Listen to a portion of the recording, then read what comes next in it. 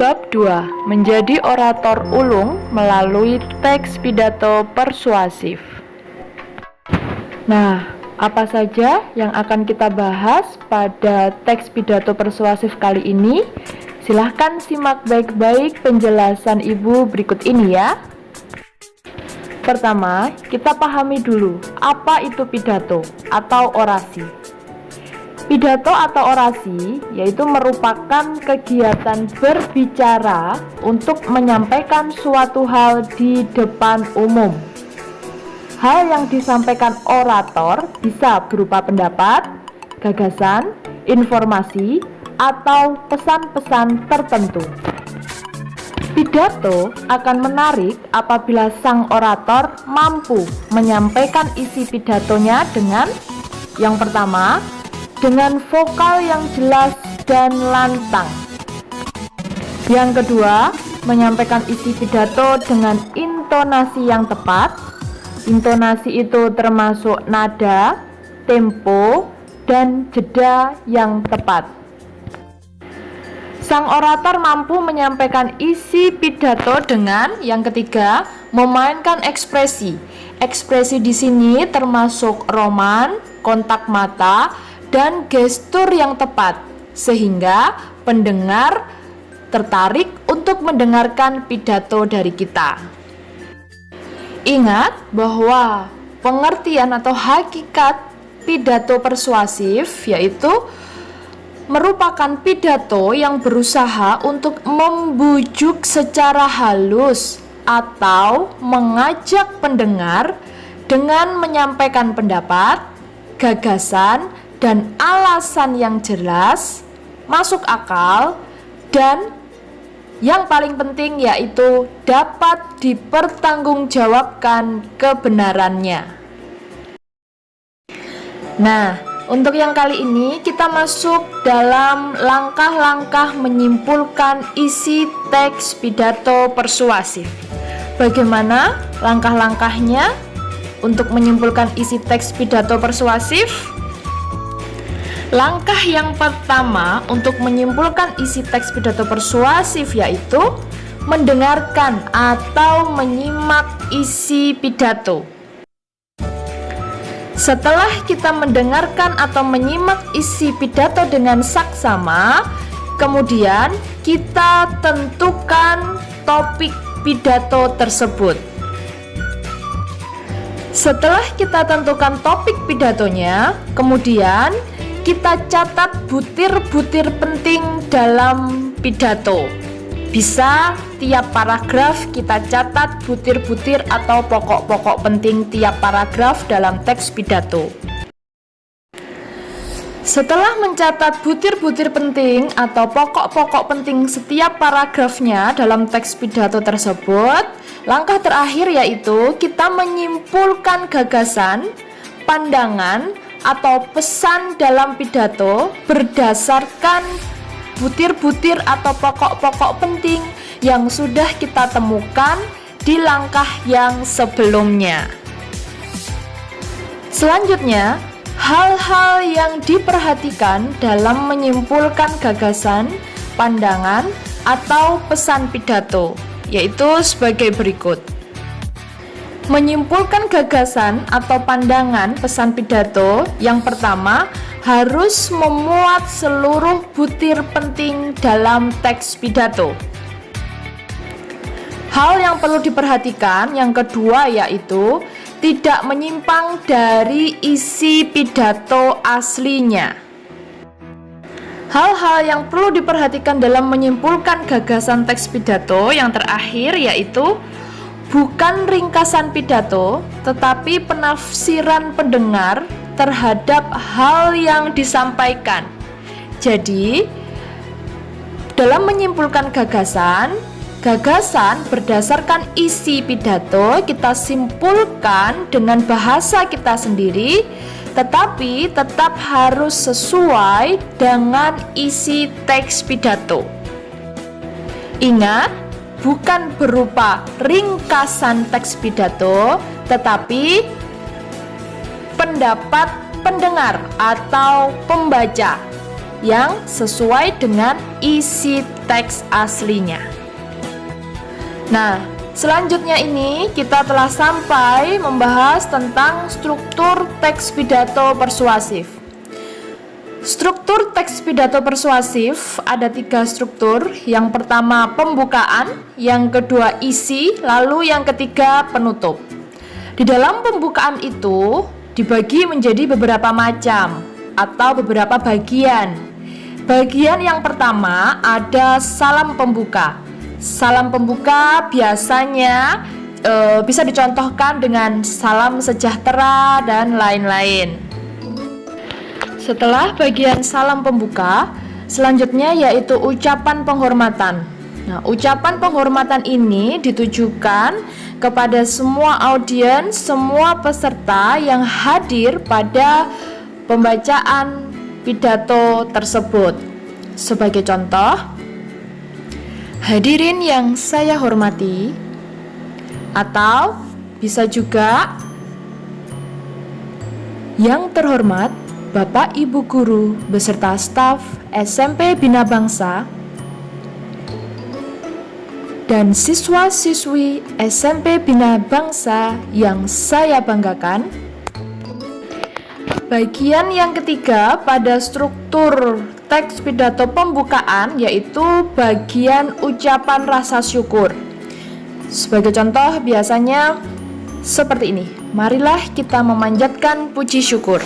Atau bisa juga seperti ini. Pertama-tama, marilah kita memanjatkan puji syukur kehadirat Tuhan yang Maha Kuasa atas limpahan rahmat dan karunia-Nya, sehingga kita dapat bersilaturahmi dan berkumpul di tempat ini dalam keadaan sehat walafiat.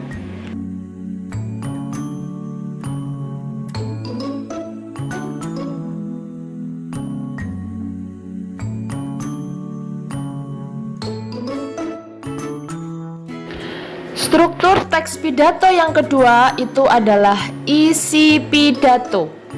Nah, isi pidato ini yaitu menjelaskan pendapat, gagasan, alasan, dan berbagai data pendukung lainnya. Bisa juga di dalamnya mengandung pesan atau imbauan atau ajakan.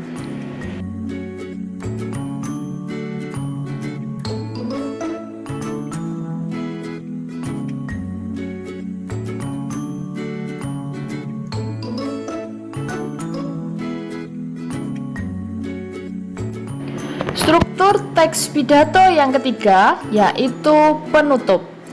Penutup ini terdapat 4 bagian. Yang pertama yaitu harapan bagi pendengar. Biasanya di penutup kita bisa mengatakan seperti ini. Sebagai contoh, semoga pidato yang saya sampaikan bermanfaat bagi para pendengar. Seperti itu. Bagian yang kedua yaitu ucapan terima kasih. Sebagai contoh, terima kasih atas perhatian Bapak dan Ibu. Kemudian bagian yang ketiga yaitu permohonan maaf. Mohon maaf apabila ada kesalahan. Yang selanjutnya, bagian terakhir pada struktur penutup yaitu terdapat salam penutup.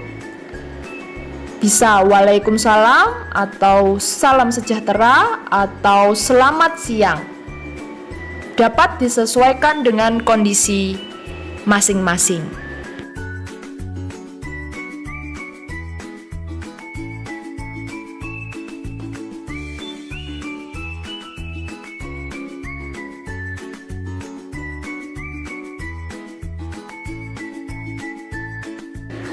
Setelah struktur teks pidato, kali ini kita akan bahas yaitu ciri kebahasaan teks pidato persuasif. Ciri kebahasaan teks pidato persuasif ada 6, yaitu yang pertama ada kalimat aktif, yang kedua ada kata tugas, yang ketiga ada kosakata emotif,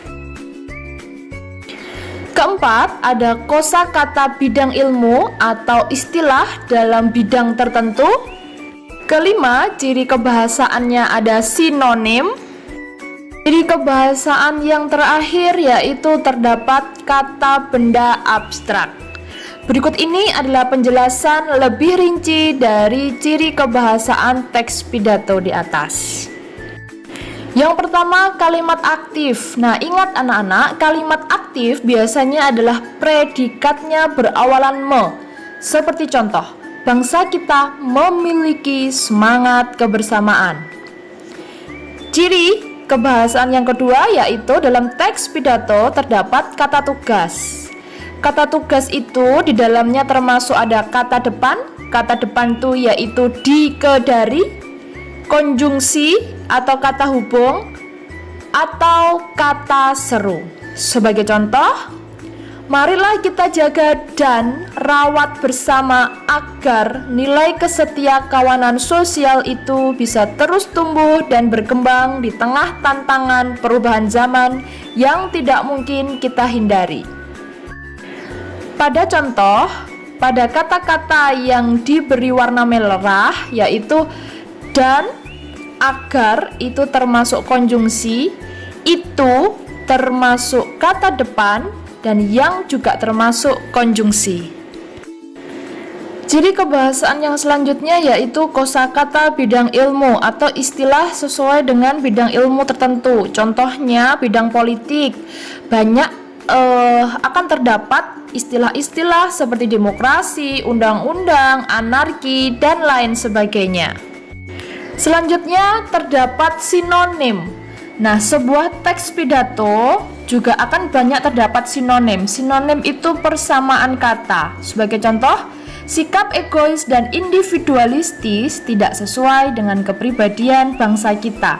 Ya, kata-kata yang bersinonim di dalam kalimat contoh tersebut adalah egois dan individualistis. Ciri kebahasaan pada teks pidato yang terakhir yaitu teks pidato akan banyak terdapat kata benda abstrak. Kata benda abstrak di sini sebagai contoh, kesetiakawanan sosial memang perlu kita jaga dan terapkan dalam kehidupan sehari-hari. Kata benda abstrak adalah sebuah kata yang mengalami proses nominalisasi. Apa itu nominalisasi? Nominalisasi adalah proses perubahan kategori kata yang awalnya berupa kata sifat ketika mendapatkan imbuhan ke, an secara bersamaan. Secara otomatis, kata tersebut akan berubah menjadi kata benda, atau lebih khusus, kata benda abstrak. Contoh, kesetiakawanan dan kehidupan. Begitu juga dengan kata kehidupan. Kehidupan pada dasarnya adalah memiliki kategori kata sifat, yaitu kata dasarnya hidup. Ketika mendapatkan imbuhan ke dan an secara bersamaan, berubah menjadi kehidupan. Dengan begitu, kategori kata juga ikut berubah menjadi kata benda abstrak yang sebelumnya kata hidup, yaitu kata sifat. Selanjutnya, kita masuk pada langkah-langkah menyusun teks pidato persuasif. Ketika kita mau menyusun sebuah teks pidato persuasif, langkah pertama yang harus kita lakukan adalah memilih dan menentukan topik. Setelah menentukan topik, langkah selanjutnya yaitu menentukan tujuan pidato persuasif. Kita tentukan audiens kita nanti usia berapa, SMP atau SMA atau mahasiswa, lalu tujuannya menghimbau, mengajak, dan lain sebagainya. Setelah kita tentukan tujuan pidato kita, lalu kita dapat mengumpulkan data untuk mendukung argumen kita atau alasan-alasan kita. Yang selanjutnya, barulah kita menyusun kerangka pidato. kerangka pidato kita bisa buat beberapa kalimat, 4-5 kalimat pokok penting sesuai argumen atau pendapat yang akan kita sampaikan. Setelah kerangka pidato jadi, yang terakhir yaitu pembahasan dengan mengembangkan kerangka pidato. Kerangka pidato yang telah kita buat 4-5 kalimat tadi kita kembangkan. Setiap kalimatnya kita bisa kembangkan menjadi 1 atau 2 paragraf. Setiap kalimat kita bisa kembangkan lagi menjadi 1 atau 2 paragraf. Begitu selanjutnya. Sekian itu tadi materi tentang teks pidato persuasif. Semoga bermanfaat.